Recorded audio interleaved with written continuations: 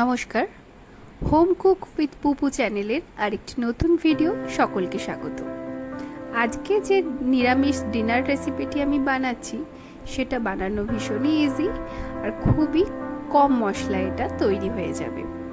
প্রথমে একটা মিক্সিং জারের মধ্যে অল্প পরিমাণ আদা, 3 থেকে 4টে কাঁচা লঙ্কা আর একটু চারমগজ সাথে জল মিশিয়ে এটার একটা স্মুথ পেস্ট আমরা বানিয়ে নেব।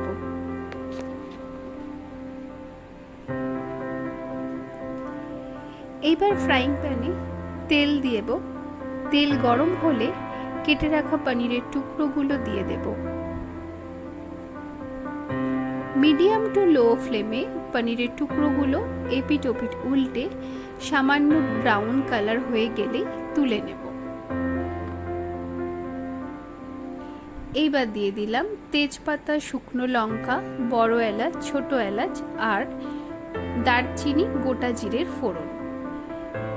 সাথে দিয়ে দিয়েছি কেটে রাখা সবজিগুলো। সবজিতে আমি ব্যবহার করেছি গাজর, বিনস আর আলু। এতে চাইলেই ফুলকপি, মটরশুঁটি অ্যাড করতে পারো।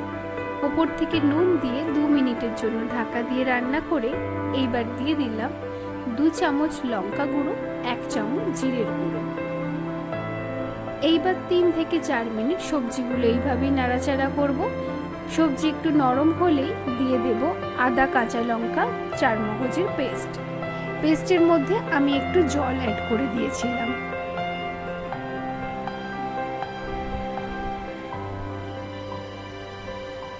মশলাটা ভালো করে কষিয়ে নেওয়া হয়ে গেলে ওপর থেকে দিয়ে দেব ফেটিয়ে রাখা টক দই।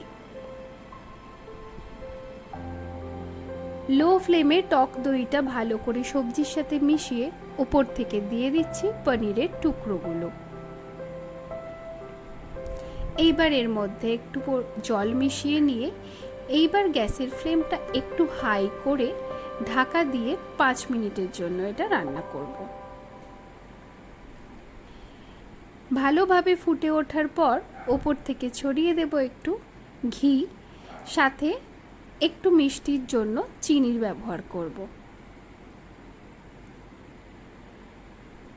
রেসিপিটি সম্পূর্ণ রেডি। রুটি বা পরোটার সঙ্গে ডিনারে এটা সার্ভ করো আর কমেন্ট করে জানিও।